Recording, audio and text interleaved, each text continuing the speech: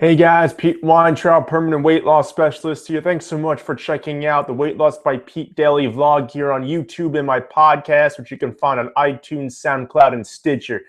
Today we're going to talk about how to create your own workout routine. So the last couple of weeks with the holidays in full swing, Christmas is this coming Monday, a few days from when this is being recorded. New Year's is the Monday after that. A lot of holiday parties, a lot of unsavory food, and a lot of laziness going on between now and the end of the year, with a lot of people having off from work starting end of day to day through until a little after New Year's. So I've been talking, like I said, a lot about mindset, a lot about nutritional strategies that you can utilize to stay on track this holiday season. But I figured if you're going to be home, assuming you're not going away, even if you are, this is something you can do in your hotel room with a little bit of space, maybe a pair of dumbbells. You don't even necessarily need the weights, and your smartphone utilizing an interval timer app. So I'm going to go into a little bit of that. If you're watching this live, I'm not going to have the video links included in this video. However, if you're watching this at a later time, recorded, which is how most people see it, or if you're listening to the podcast, I'll include all the links in the description so that you'll have access to what you need. So in order to create your own workout, especially at home, it's very, very simple. And I'd recommend that during times that you're off from work and you know you're just going to be kind of lazy, bumming around the house, not going to have much to do, even if you're away on vacation and you have like a 20, 30-minute window where if you're there with your kids or you're there with your spouse and they're off doing something else, you can take the time to get some fitness in and stay active at the very least during a downtime of the year. So I'm going to show you something that I just created today. It's an infographic, and basically what it shows is my workout design formula. So here it is.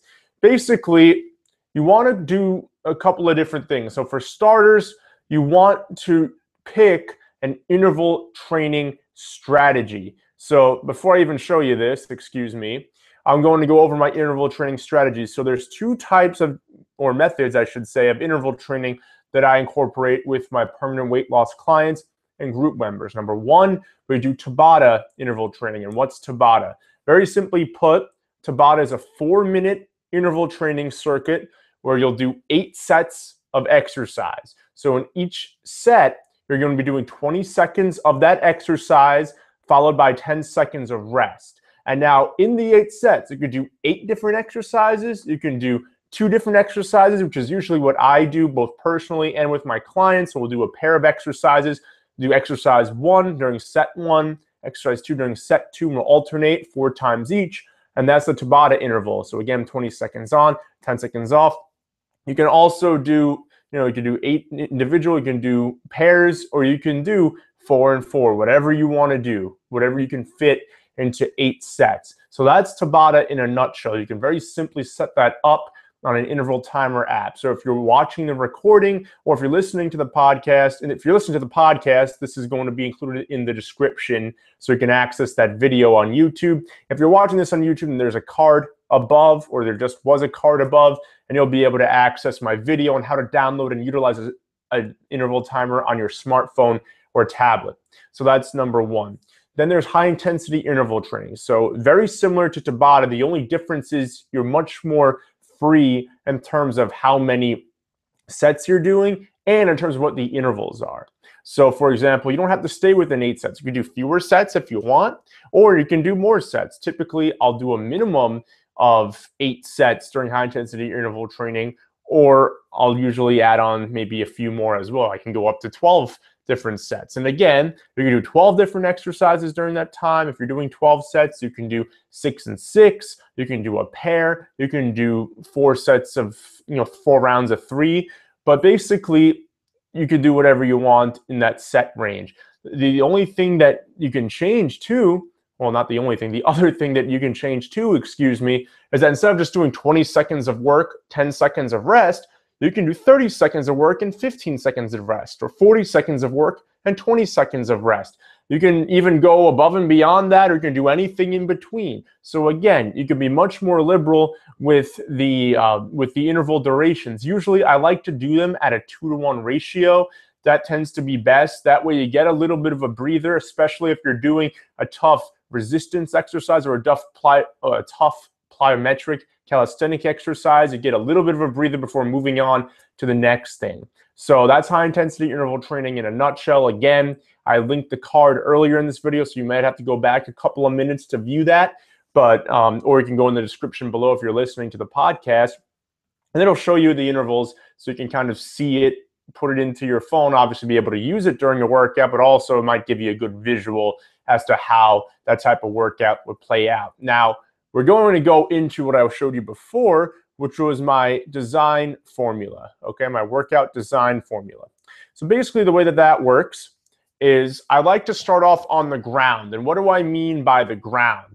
I mean one of two things. Either your body is going to be touching the ground in some way, not standing. You're either going to be maybe on your stomach, on your back, in a plank position, on all fours, or you're going to have a weight, whether it's a dumbbell, a kettlebell, or a barbell, touching the ground to start.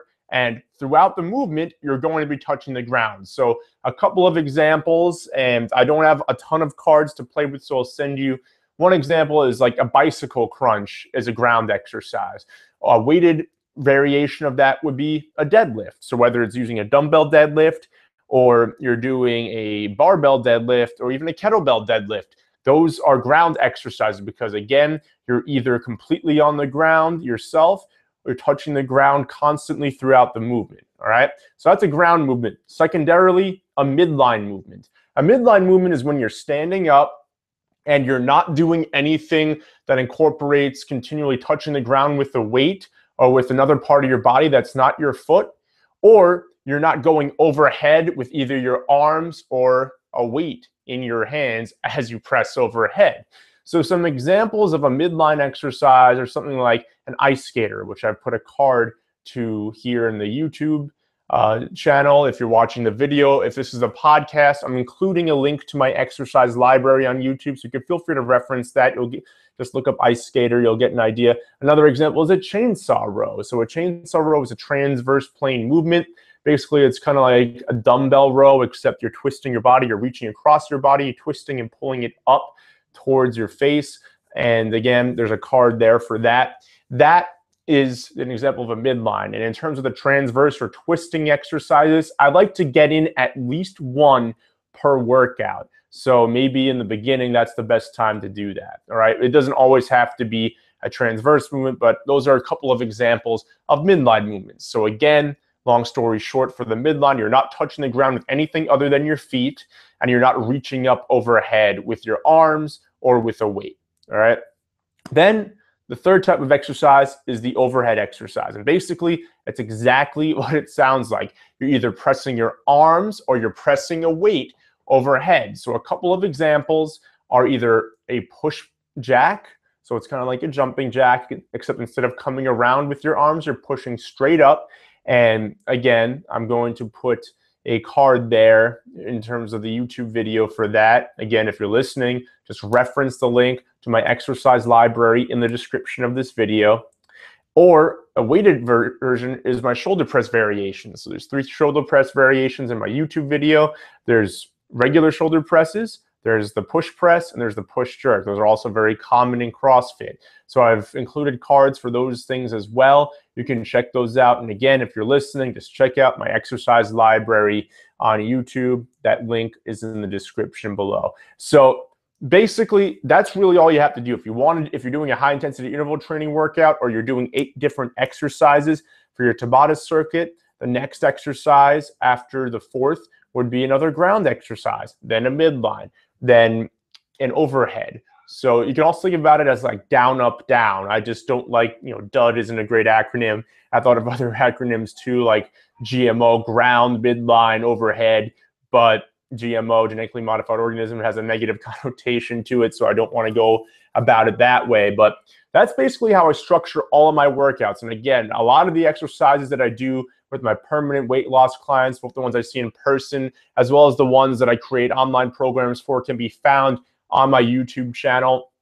So you can feel free to reference that and use that infographic to help you out. I'm also going to link in the description below a blog post that I put on Medium, which has this infographic. So you can literally just copy and paste it onto your phone, your tablet, your computer, whatever you're ingesting this on, so that you can reference it at a later time. But really, guys, that's really all you need. You don't need to belong to a gym. You don't need to have a ton of equipment. Again, like I said, dumbbells are optional. I do recommend you incorporate resistance training into your workouts, but you don't always have to. And in fact, even with myself and with some of my clients, there are some workouts we do where it's completely body weight. There's no weights involved whatsoever, and that's perfectly fine. And there are plenty of exercise methodologies like yoga, for example, that does not incorporate anything but body weight oriented movements. And that's not to say that resistance training doesn't have its perks or doesn't have its benefits, but a lot of people tend to take it too far. They tend to push themselves to an extreme. They tend to lift too heavy, and they can injure themselves because they don't have proper form, and they have nobody there who knows what they're doing to ensure that they're keeping proper form.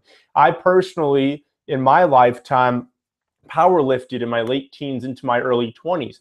And I gotta tell you, I had a lot of neck issues and I had a lot of back issues after doing that. You know, obviously I didn't keep good form.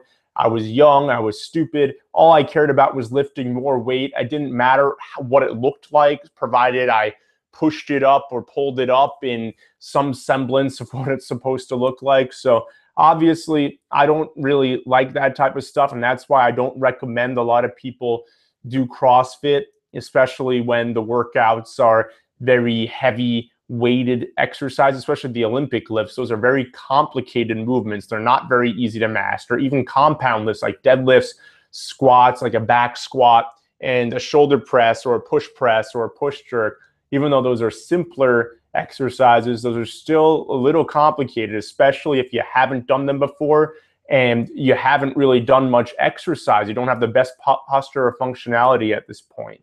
So that's how to create your own workout routine at home, guys. So do me a favor, if you're home for the next week, week and a half from work because of the holidays coming up, please try this out. It's very, very simple. I'm going to link actually to the blog post in the description below that has this infographics. So please feel free to download it onto your device and reference it when you're creating a new workout. Again, if you're not watching the video, I'm going to have the links to how to download and utilize an interval timer, to my exercise library, and to that post. So you have written documentation and various videos that will explain how these different elements work. But it's really simple, guys. I promise you, after 2 or 3 times of creating your own workout at home, it's very simple. And that way you can save $10 or more a month, depending on what gyms are in your area, from a gym membership that you're rarely, if ever, using and that you really, really don't need. So I hope you found this helpful. Again, my name is Pete Weintraub, permanent weight loss specialist. Thanks so much for checking out my daily vlog on YouTube and my podcast on iTunes, SoundCloud, and Stitcher. And do me one last favor, subscribe to my channel. Regardless of where you're ingesting this, subscribe to my channel if you like these videos. I come out with at least a few of these a week. And I thank you again for watching. Thanks for watching. Have a great weekend. And if you're watching this anytime close to Christmas or New Year's 2017 or New Year's 2018, happy holidays. I hope you enjoy it with your friends and family. Don't eat too much crap. Don't be too lazy. Get some fitness in. Eat well and take care.